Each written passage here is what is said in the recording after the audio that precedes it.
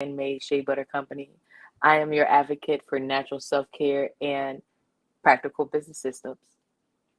Hey, y'all. I am Christine Gautreaux, a white social justice advocate, an international speaker, coach, and published author who helps you upgrade your self and community care. Together, we are Women Connected in Wisdom, a podcast grounded in the eight dimensions of wellness.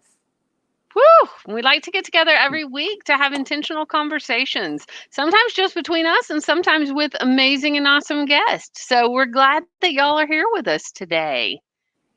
Yes, yes. So tell me how your week's going, my friend. Oh, week is amazing. So, one, it's so interesting when there's a lot of good stuff going on because it could also be overwhelming if we're Right, honest, right? right? So, coming out with 5 new products this week. Photo shoot is happening right now. I love Mm, partnership power, like you talk about. How can we get more stuff done? And these pictures are being taken. We're about to update the website, and I've actively been making sure that I rest, but that we rev up as the beginning of the fourth quarter is actually, the first one of the months is already gone. So in the right. fourth quarter, keeping up the momentum as we in the second year of Shalo Glow and Whoop, whoop. get ready for all of our big stuff for the podcast. I'm tightening up the details behind the scenes. I love that. Yeah, partnership power is one of the 5 skills of self-care that we talk about in, my book, Still Point, and we were talking about that this week when I was teaching class, and I teach a weekly class on radical self and community care, and we were talking about the intentional creation of partnership power, that we don't have to do all this by ourselves, and I love that you brought that up, Shannon, because, it is one of my favorite self-care skills. Let me see if I can talk today. Um, Yeah, and it is I love it because I like to do things with other people. And so it's yeah, super fun. Like it is a great way to do it. Yeah. yeah. So thanks And for it's naming that. Yeah, of course. And I love it because I'm actually right in the middle of introvert and extrovert. So me having You're an partnership ambivert. power, yeah, Yeah. the ambivert. Right? So me having partnership power gives me that energy from being around amazing people and working with people that are Yep. aligned, right? But because it's efficient, it also helps give me more time to myself. And I need that. So yeah, it's Right? great. Right? Yeah. It's a really beautiful balance. I mean, I know, one of the reasons we originally talked about this project together is because we've heard all the negative stuff about women working together, right? That Yeah. women are Yes. hard to work with. There's a lot of stereotypes about women working together. And you and I don't Yeah. really believe those, right? We believe No. in lifting each other up and that it is easier together. And that when Yeah. you surround yourself by amazing people and amazing women, especially, like you can get more stuff done. Yeah. Or you can get less stuff done if your goal is to like really take good care of yourself. But Yeah. doing it in community is important. Yeah. Absolutely. And I want to, because we always do this. We start talking about it before we tell them what we're talking about. But What I are we love talking the about today? conversation, so we always want to hop right in. But yeah, I'll give the definition, and then I have something to say to what you All right. just I want to hear it. reminded me of. Okay, ladies. So today we are talking about occupational wellness, and that represents the feeling of purpose and productivity in one's chosen profession. This pillar is certainly a key element to what we refer to as work life balance, as an enriched and productive professional life is certainly required to mesh with a healthy Mhm. personal life. Yeah. I love And that. so, what you were talking about with women working together and the stereotypes and what people think about it, I learned the difference when I was an RA on campus at Kennesaw State. And they would say, you shouldn't live with your best friends, right? But what I really realized is that people who are friends with each other get in arguments because you think that you know this person until you live Mhm. with them. And then they use the last of the tissue and don't tell anybody. And now it's a fight when you should have treated it in that moment like you didn't know this person and had your own toilet paper and your own milk in the refrigerator or whatever you need to split to Ah, keep the territory amicable and still be able to have the friendship without crossing those lines. But that's boundaries. healthy boundaries. Yeah. And intentional conversations, right? Because that's another thing with feedback. Everybody wants to be great. Oh, you're great. We're having a great time. Everything is great. But sometimes it's not. Sometimes, hey, I need you to stop calling me Sharon. My name is Shannon. And Right? they might say, "Oh my goodness, I didn't even know. Thank you for letting me know," but Right? being able to have those conversations at work so that you know what is expected of your partner, what they need from you, so that you can work well together and um, genuinely have the strengths overlap with the weaknesses. You have to be able to share with each other, and that's what sets everybody being on the same page and then operating from a place of understanding. I completely agree with you. And when I think about this, and I think we talked about it a couple of episodes back, but when we talk about really good skills of conflict management Mm, and we talk about self-care skills, like combining those, like are really a good thing because we talk about in still point we talk about the five skills of self-care. One of the first ones is sorting and mm-hmm. separate what's mine and what's yours, and that's the same thing that could be applied to that example no Yeah, matter who you're living with or working with. And I can't wait to see what our guest today has to say about this topic. I think it's going to be really yes, good when we talk about our jobs and occupational wellness, right? Because yeah. conflict does arise. And whew, yeah, it's a big And what do one, you do? Yeah, right?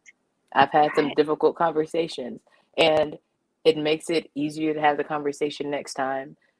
Again, you teach people how to treat you, so I'm all about having the difficult conversation in a professional and a respectful way. And it's easy for me, especially again, like we said, what are the stereotypes about women? They're gonna try to tell you you're tired, that you're not being logical. Oh my, they're gonna try to bait you, right? Right. So I always tie it back to the policy because this is what X, Y, and Z ask us to do, and you need it this way. We want to work well together. This is what I need, and I can make sure I can work on whatever you need from me on my part, but we've got to have those conversations.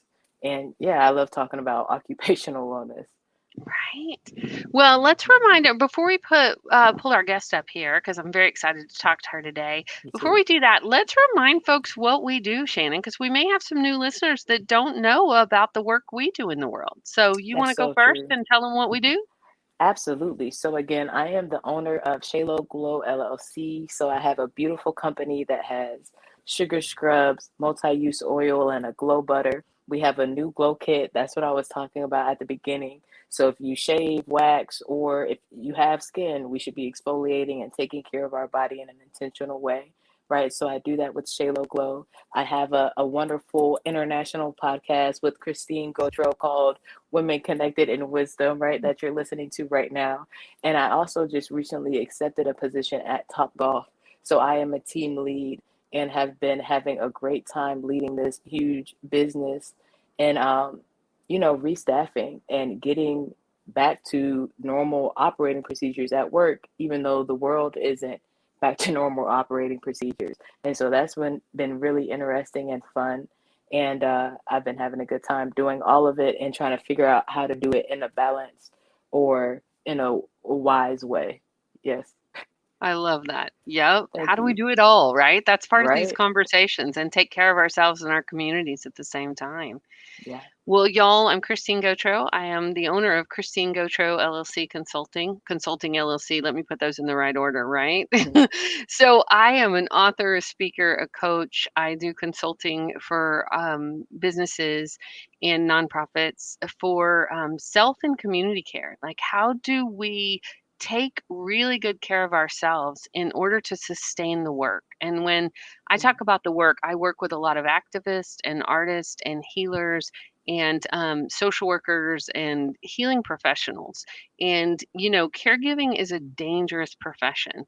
The statistics show us that oftentimes caregivers die before the people that they're taking care of because they're so busy taking care of them that they don't take care of themselves. And especially for women of color who are doing activism work in their communities, the statistics are incredibly disconcerting about how their lifespan is shortening because they're so busy taking care of other people and holding their communities together that it's impacting their own health. So it's really my mission to get the word out about self care in order to sustain community care, because we got to do this together, y'all. And so that's what I do. And I do some private coaching and I do a lot of community work. And and I have this awesome podcast with my friend Shannon that we get to talk to incredible guests like we're about to Yeah. introduce in just a minute. So, you ready, my friend? Should I Oh, introduce of our guest? course. All right. Please. Let me pull up her bio so I make sure I get it all correct. And for our listeners today, I'm working remotely as we talk about occupational wellness. So I'm not on my home system, but here we go. Dr. Waajida Small is the founder and CEO of Capital Conscious You, LLC, a leadership development firm focused on helping career and entrepreneur women find and align their purpose with their careers and business. Over the past 15 years as a human resource leader and executive, Dr. Small has helped international organizations design and implement strategies to attract, develop, and retain top talent. Using platforms such as her blog, Living, Learning, Leading, and her podcast, Leading with Purpose, Dr. Small provides insight into the real life experiences of women of color in the workforce and coaches and teaches strategies and best practices to position women of color for success. Dr. Small is the author of Our Leadership Journey, Shared Stories, Lessons, and Advice for Women of Color, a book for women of color on the rise into positions of leadership and influence. We want to welcome to our stage today Dr. Small. Welcome. Hello. Can you hear Yes. me? We can You're hear a you. little low. I am low. All right. Yes. So we are going to do a little change here. No worries. Can you hear me now? Oh, yes, Yes. much better. Am I clearer? You are. Okay, perfect. Welcome. Thank you so much for having me. I'm really excited. Of We're course. excited that you're here with us today. Yes. This conversation has been what? Literally over a year in the making. Right? So It I'm really has. I think like literally, mid 2020 yes. is when we first connected. Yeah, so a very long Yeah. time. So I'm happy we finally We're here. get to have a conversation. Yes. Yes. Absolutely. And Absolutely. I want to go ahead and jump right in, Wajida, to all of your wealth of knowledge in this area. I love that you have a human resource background. When I think about human resources, it's like the people that make sure somebody is held accountable. Like if I think about accountability in the United States, human resources. So, would you mind telling us about who you are, what you do, and how you stay mindful when it comes to occupational wellness? Sure. So I I've been in human resources literally my entire career, even pre-undergraduate. Started as a volunteer, then an intern. Didn't know it's crazy because I say I love human resources, and most people are just like, how does anyone love to do human resources? I think for me, it is the connection with people. It is it it it keeps my brain going because there is never a dull moment because you're dealing with so many different personalities every single day. And I'd love to learn about people, observe them, just more so that I can help them be better people. Um, but I've been doing it for a very long time. Don't let the ring light fool you. It gives me a nice glow, but I've been in HR for about 20 years now. I've been in human resources, and my just from a background, my educational background is a traditional business background. I just happen to do a lot of my practical work in human resources.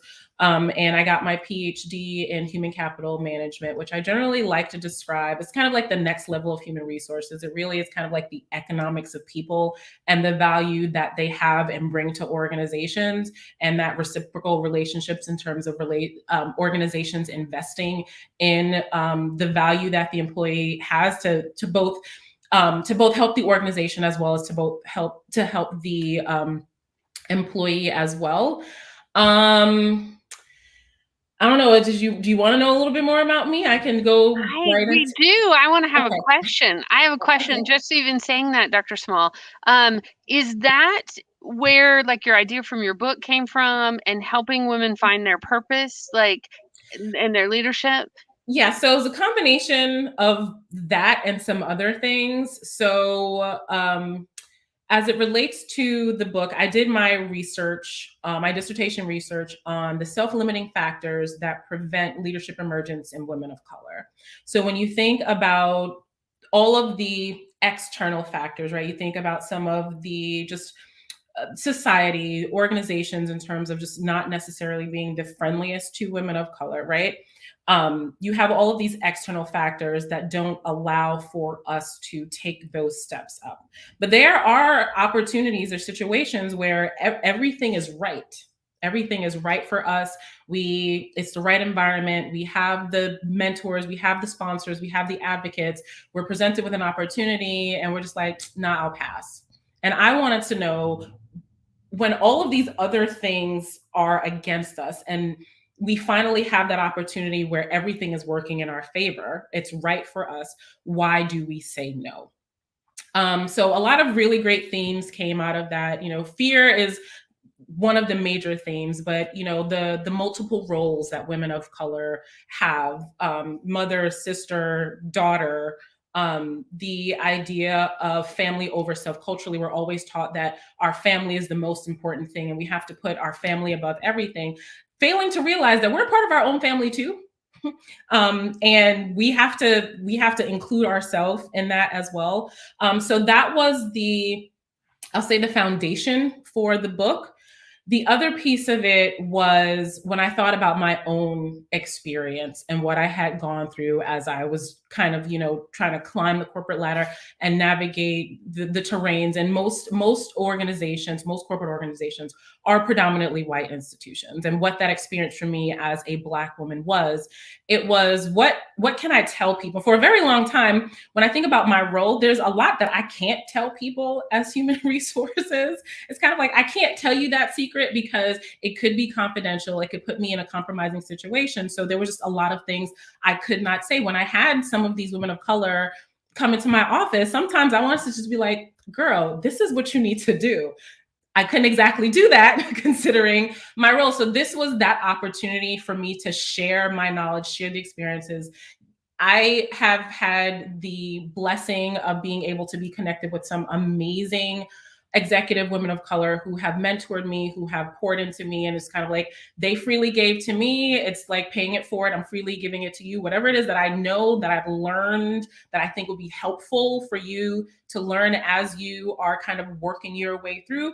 Here it is. It's not the full gamut, if you will. But this is as much as I had in the moment, and I shared it all, as well as some of the stories from the women that I interviewed in my research, and just kind of like what their experiences are, what they learned, what they wish they would have known, as they were going kind of like through their own journey. Oh, I love that. Shannon, do you own this book yet?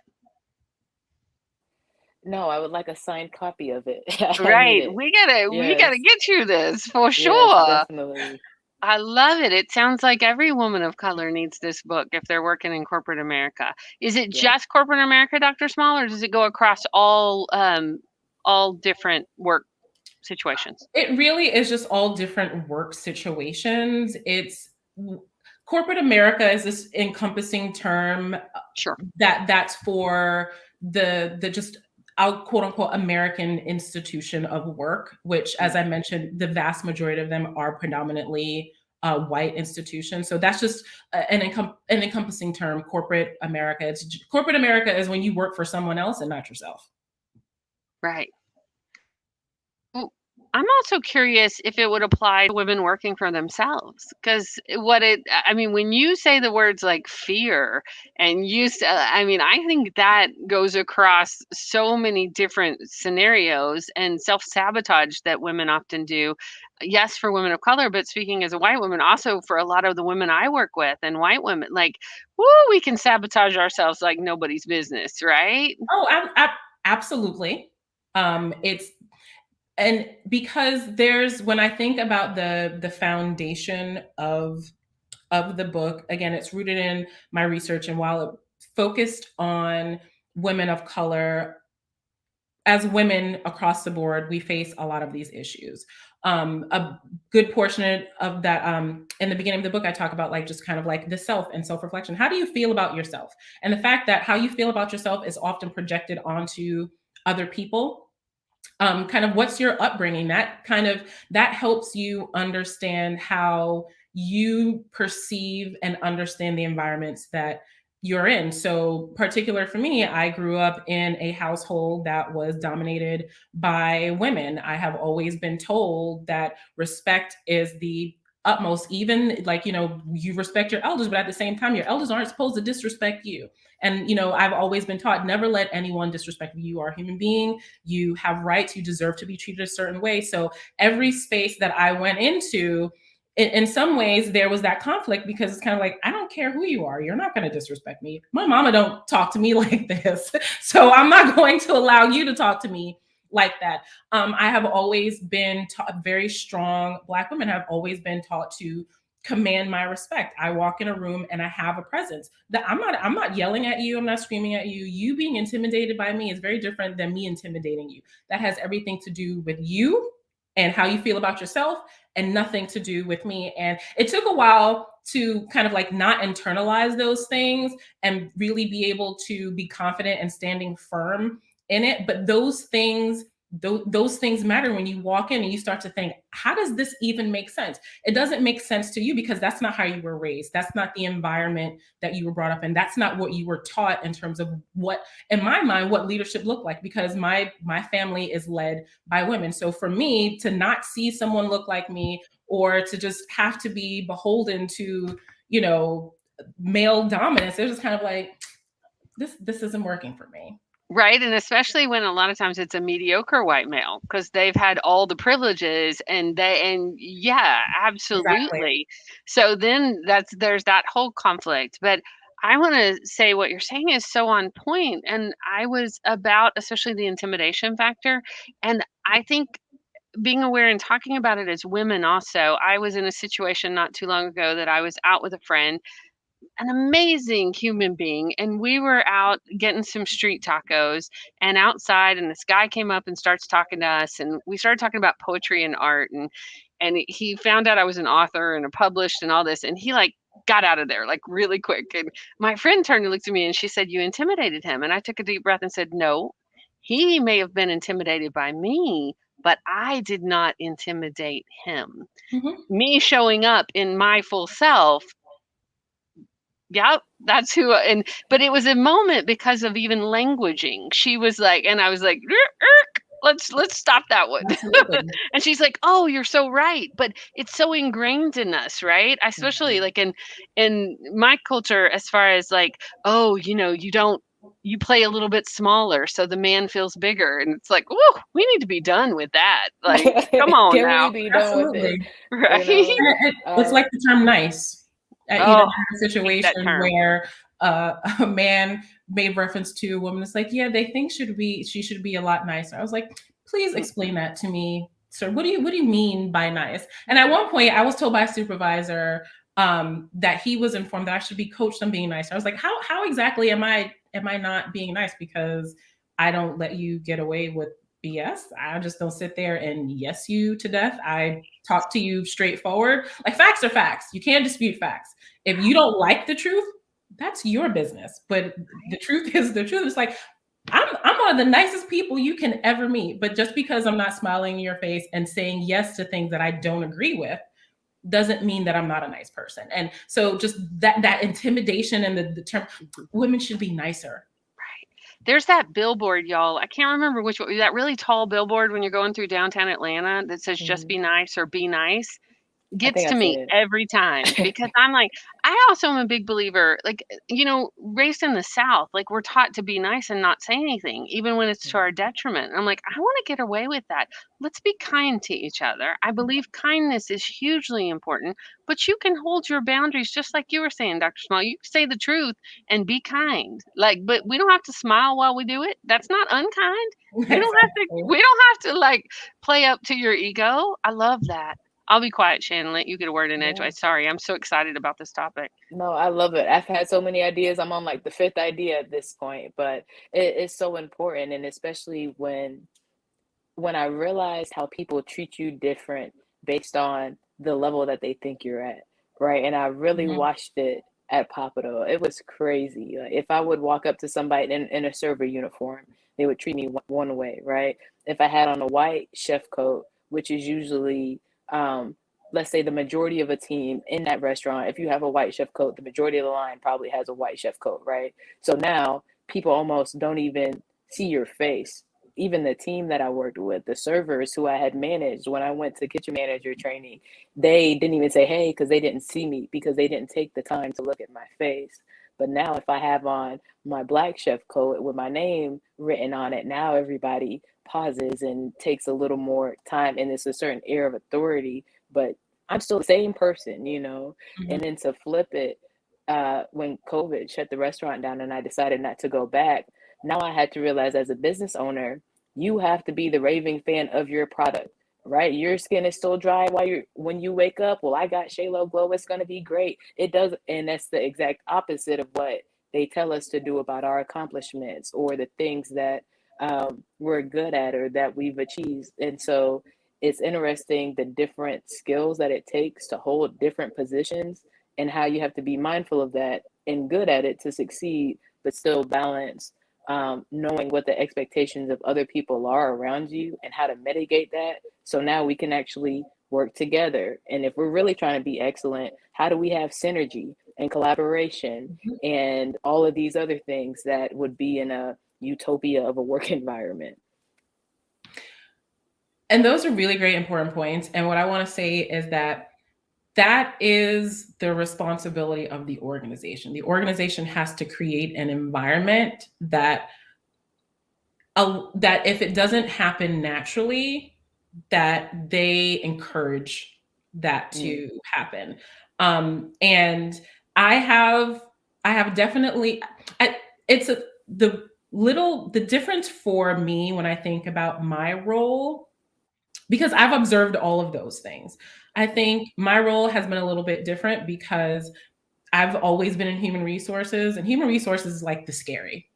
Like mm, it doesn't matter what level of human resources you work in. If you're in human resources, there's just a certain, okay, I have to act a certain way, mm, because I want to make sure that I keep my job. But one thing that when you think about just kind of like occupational health and occupational wellness, it's creating an environment where everyone can thrive. And if you have this, even the thought process of better than, because you can have a hierarchical organization, and most organizations are hierarchical as it relates to roles and decision making and autonomy. But what that starts to translate into is, because I have more decision making power or more autonomy in my role than you do, then I am somehow better than you are or more important than you are. But it's kind of like, sir, you fail to realize that if your office isn't clean, you can't come in and have your meetings. They make sure your office is clean and that you look good and that there's everything that you need for you to be successful. If you didn't have these other people that are supporting you, that are really holding up the organization, this organization would crumble. And I think that's a societal thing. It's just kind of like ingrained in just the organizational structure.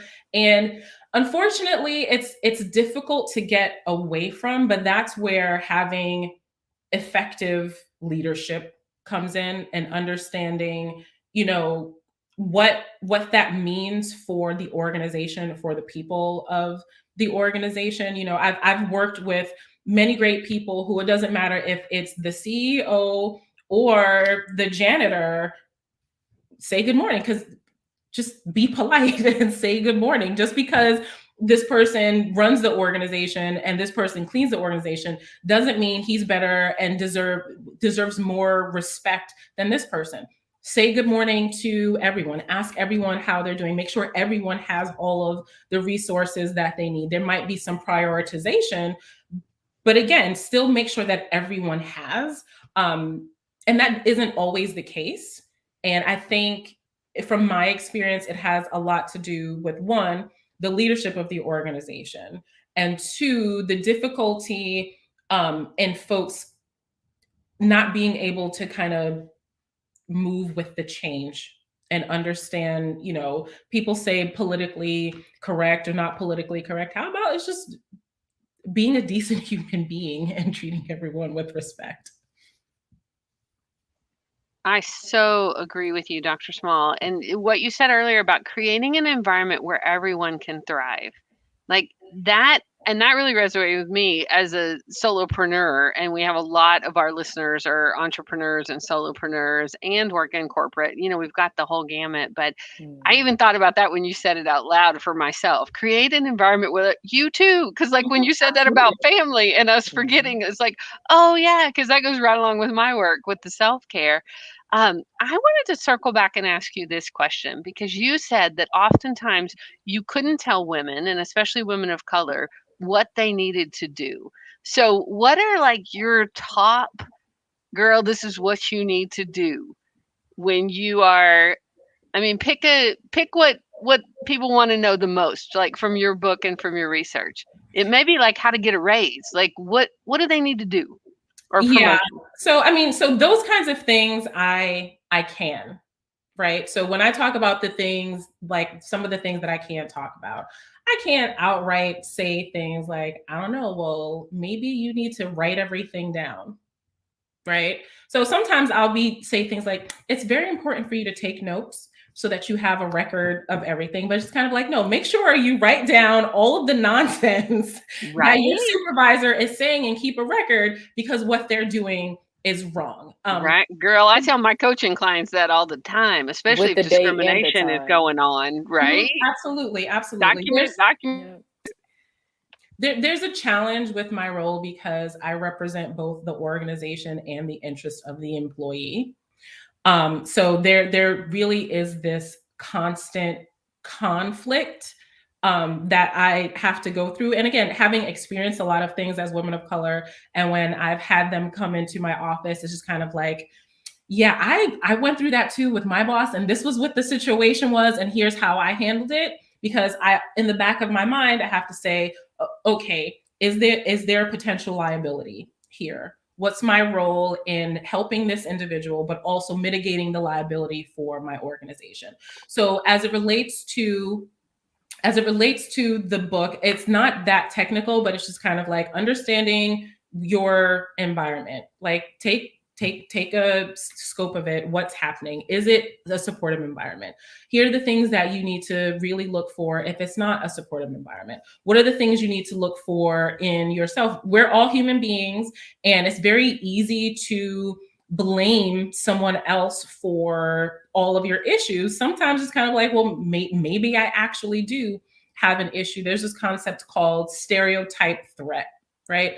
And it is the threat of falling into the trap of the stereotype. So the stereotype says that I'm an angry Black woman, and here these folks are aggravating me. And it's just kind of like, oh, okay, so they want to see an angry Black woman. I'm going to give them an angry Black woman. And then I become what they have already thought me to be.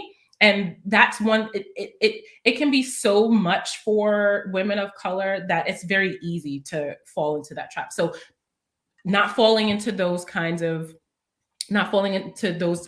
traps, just doing an environmental scan, being self-aware, also understanding the value that you have and not allowing that value to be diminished by anyone.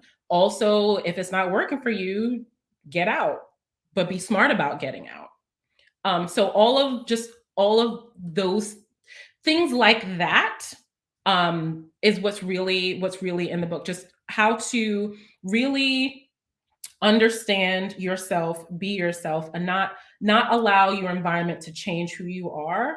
How do you thrive in the spaces that are right for you, but also being able to identify the spaces that are not right for you, and I love that. not trying to conform to fit into a space that clearly was not made for you. Mm, Mhm. I love that. Shannon, you Yeah. came off. I'm going to let you go first, but I have a question I want to circle back around to. But you go first. Okay. Yeah, and I think all of that is so important. I was talking to my friend earlier and I was laughing about how and not that I thought it would be easy in a naive way. I wasn't thinking about the difficulty level. But when I started the business, I just said, I'll start the business. And I just started a business. And it's all of these things that you should consider. And I think that's what work is like. We talk about going to school to get a job, and we don't talk about what about the eight dimensions in that job, how they're going to affect you in your life, and how to have work life balance, and even have boundaries with the time that you allow work to take out of your 168 hours a week. And how are you specifically using the time when you're not at work for yourself? Because then we get overextended. We're doing all this stuff at work. I'm asking ladies at work, and they say they work for themselves. That is not self care. It is you, of course, taking care of your financial wellness and making sure we're doing what we need to do.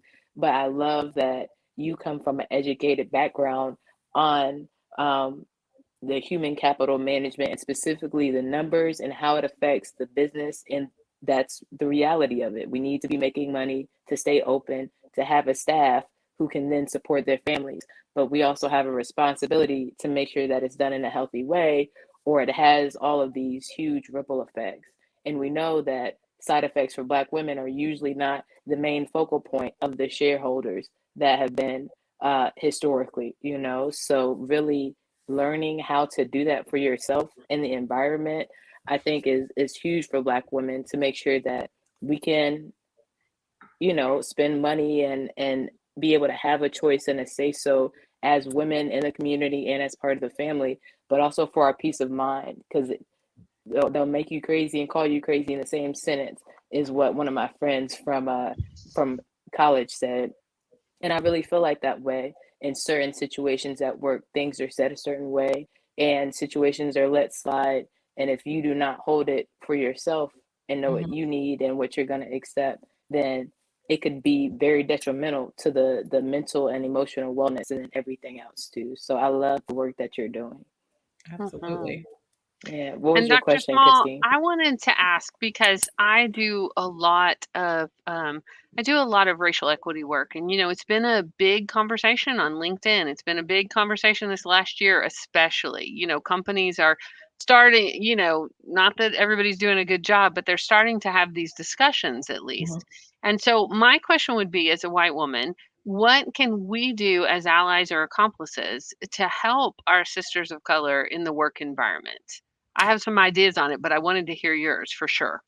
I think at the root of it, it has to be you have to have a genuine desire to affect change. Because a lot of what's happening is, I think the term now uses performative. It's like it looks good, but it really is. It's putting yourself on the line for me. That's what it really looks like. When someone is making a racist remark to me, you're saying to them, you're being racist. Stop being racist. You see that a policy is a biased policy. You talk to HR, you talk to the CEO, you talk to whoever it is and say, this policy is biased or racist or treatment is unfair. If you see that you and I have the same skill set and you're making $20,000 more than me, you're going to our supervisor and saying, hey, I think Waajida should be making the same amount of money that I'm making, or John, or whoever it is, and being being more than just a voice. It's taking the action, which I think is what's missing. It's that action piece, because we can all say we want equality, and you can say, hey, you're my sister, but are you really? Are you actually on the lines with me? You can say it's great that you're going out to protest, but are you protesting with Right. me At work.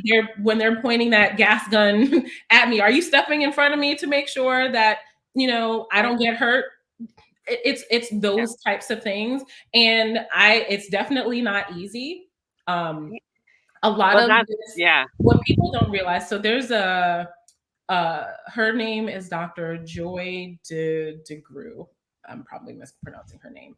And she has a book, and it's post-traumatic slave theory. And she talks about the concept of post-traumatic stress syndrome and how trauma is passed down through DNA. So much more than trauma is passed down through the DNA. And then when you think about what perpetuates all of that in terms of society and all of those, it's literally ingrained. That's why they say it's institutionalized. And when we talk about being human and loving each other, and Bell Hooks book about love, she talks about it's action. So it's wanting the best for people. I can love you because I want the best for you. I have nothing but good intentions for you. It really is taking that to the level of action and doing. Or if it's in my best interest for you to give something of yours to me, that's that action. You give it to me. But most folks is kind of like, well, no, Right.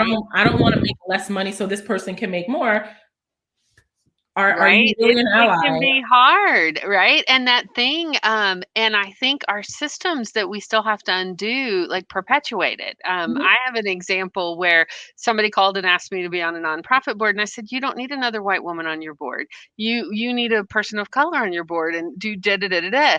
And they were like, "Oh my gosh, you're so right." And they did that. But months down the road, I spoke up about an issue and they said, "Well, you're not on the board." And I said, "No, no, no, no, no. We're not playing that." Like, you ask, it's so interesting, like the power structures and the way that things happen. And it's like, nope. Sometimes we get punished for doing the right thing or stepping back. And it's like, it's still the right thing to do and do it. And then speak up when the system needs to change to make it to where everybody has access. So thank you for that. I appreciate that so much. When you And mentioned power structure, it's mhm. speaking up against that power structure, even though it may have a negative impact on you. Absolutely. Absolutely. And I mean, yeah, and it still needs to be done. Mhm. And I agree with you about not being performative, that is the way we're going to make change, and that it can be scary, but it still needs to happen. So thank you for speaking to that. Yeah.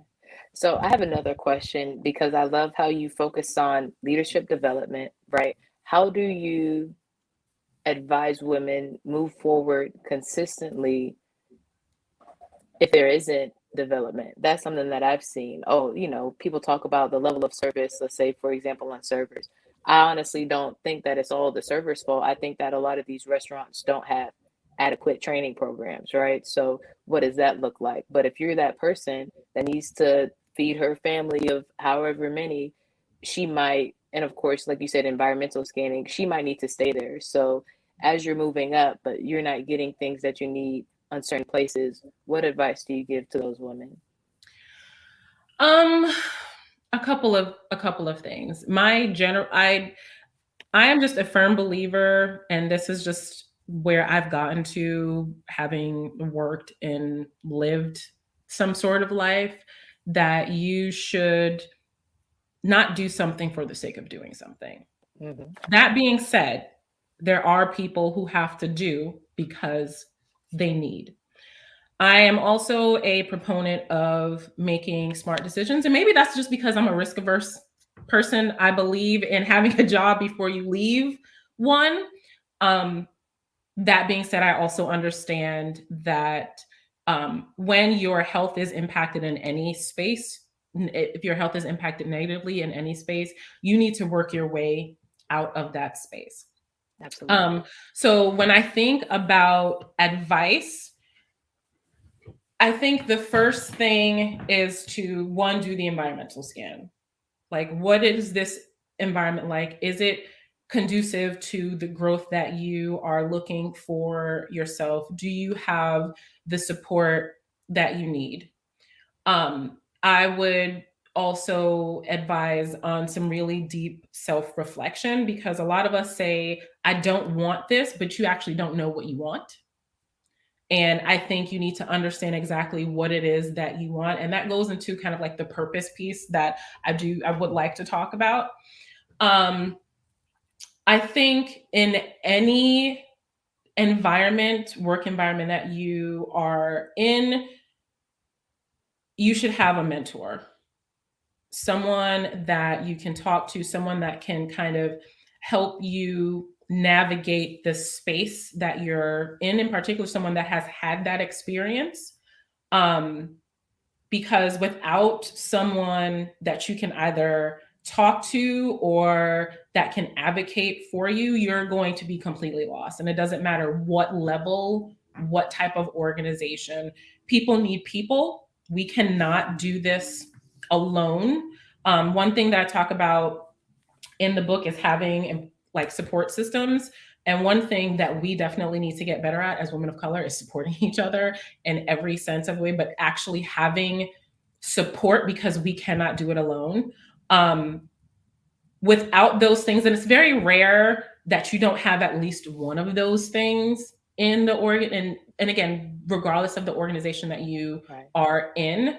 Um, but when you are thinking about leaving, the very first thing is to know where you want to go. Because at the end of the day, if you leave because you don't like it, but you don't know what you want, you're just going to another place that you want to leave.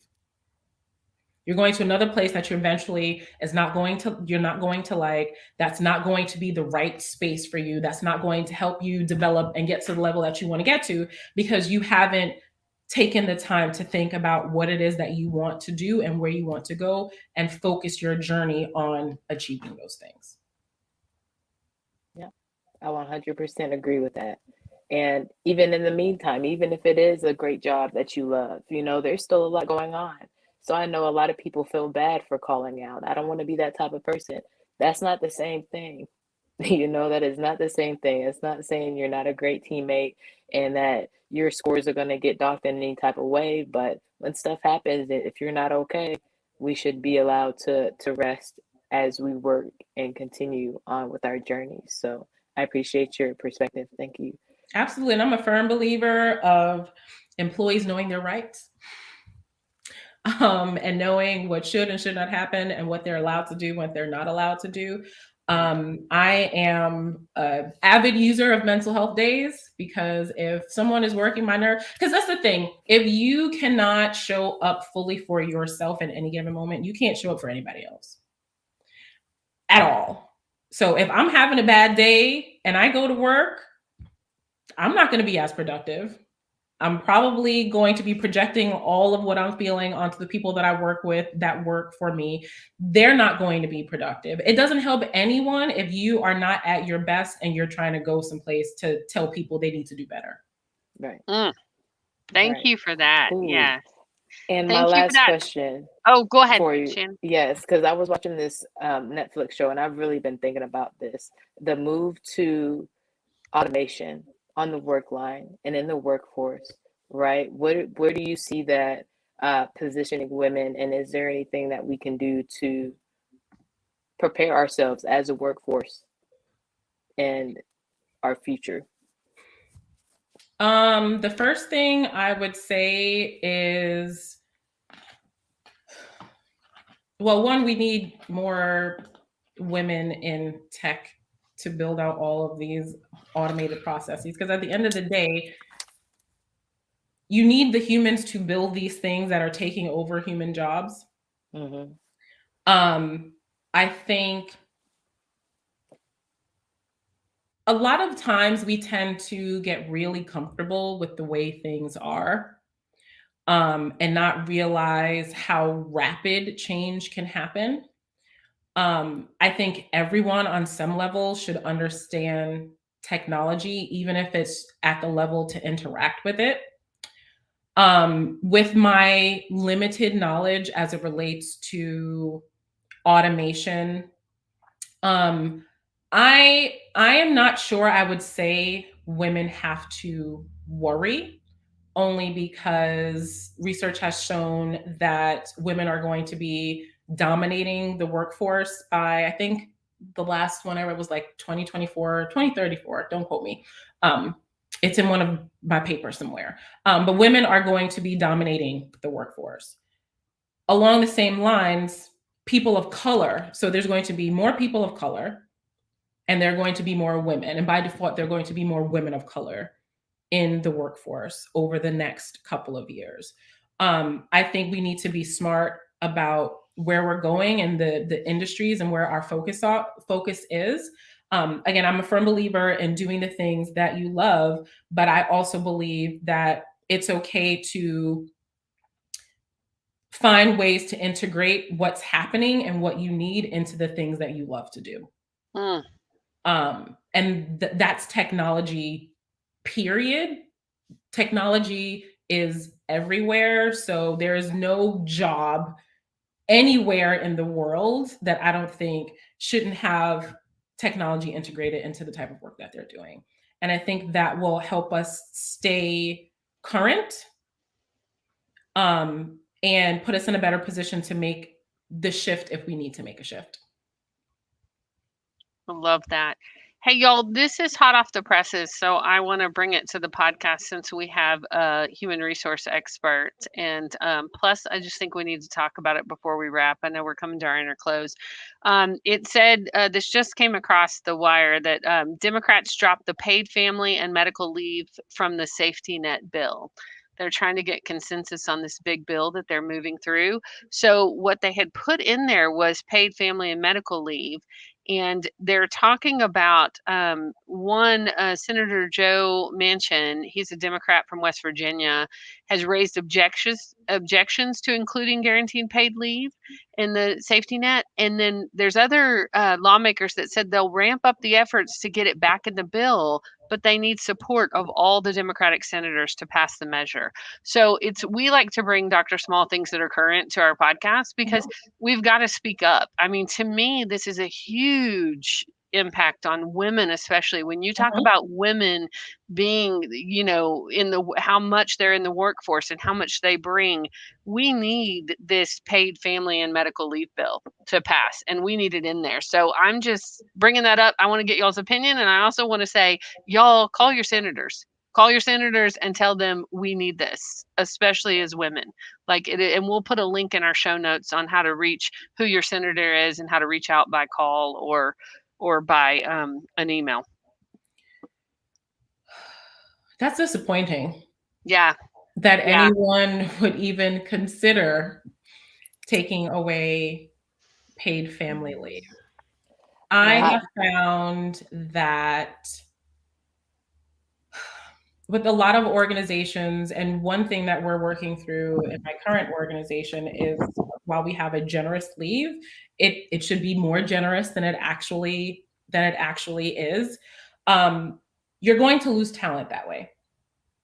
If you do not allow people to exercise the right to take care of their family, they're not going to see you as worth their time, as worth their value. Because when you think about going into an organization, it's a mutually beneficial relationship.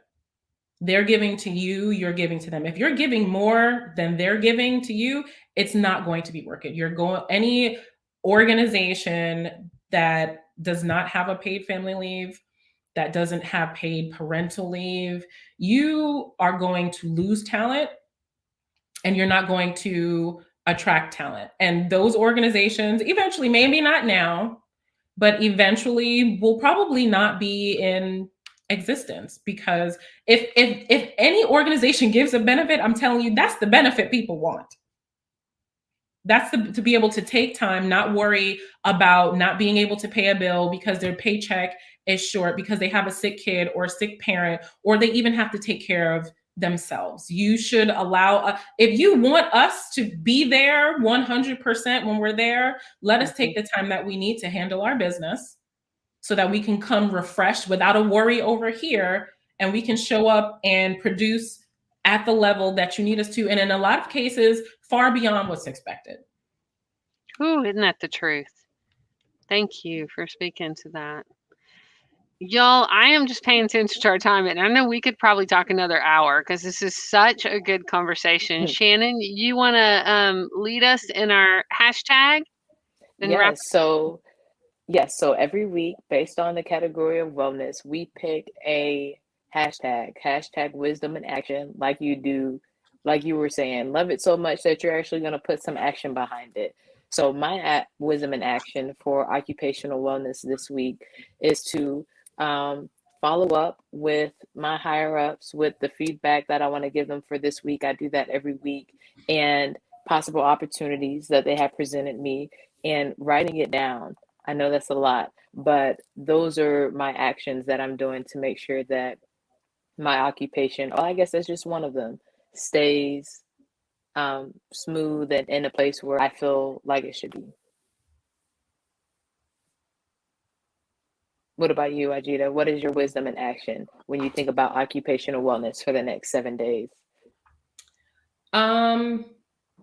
Remember that you're a part of the team too. Especially as a leader, I learned that with the passing of my grandmother and needing to take time away, we tend to always worry about what's going to happen. What about my team? But you're a part of the team, and you need to take care of yourself too. And it's okay as a leader to put yourself first, because in doing so, it's only going to make you be in a better position to show up fully and wholly for the people that you lead. That is so true and so good. Yeah. Well, y'all, my wisdom in action this week is going to be to reach out to my legislatures to assert that I want this family and medical leave back in this bill that they're trying to get through. And I am actually on vacation. This was my last. I was going to be here because I love being here with Shannon and having these conversations. So my actual wisdom and action for occupational is I am going to disconnect and take some time that I am off. And so I'm really going to be off. So once I get this produced and put up, I will be out of pocket for a couple of days. So that's going to be my wisdom in action. But Dr. Small, thank you so much for being here with us today and having this conversation. So grateful to you and the work that you do in the world. We are going to put the link to your book on our show notes so our listeners can find you. Is there anything else that you want us to include about how to find you or other offerings you have? Sure. So you can visit my website, firstnameandlastname.com, waajidasmall.com. And the website to the book is waajidasmall.com/book. I am on Instagram, and that's usually the platform that I use most. So it's at Dr. DRW, at Dr. _ WL Small. So folks can connect with me there. And then the Leading with Purpose podcast is also on my website and on all of the podcast platforms. So it's waajidasmall.com/podcast and Spotify, Apple, all of those wonderful places for the Leading with Purpose podcast.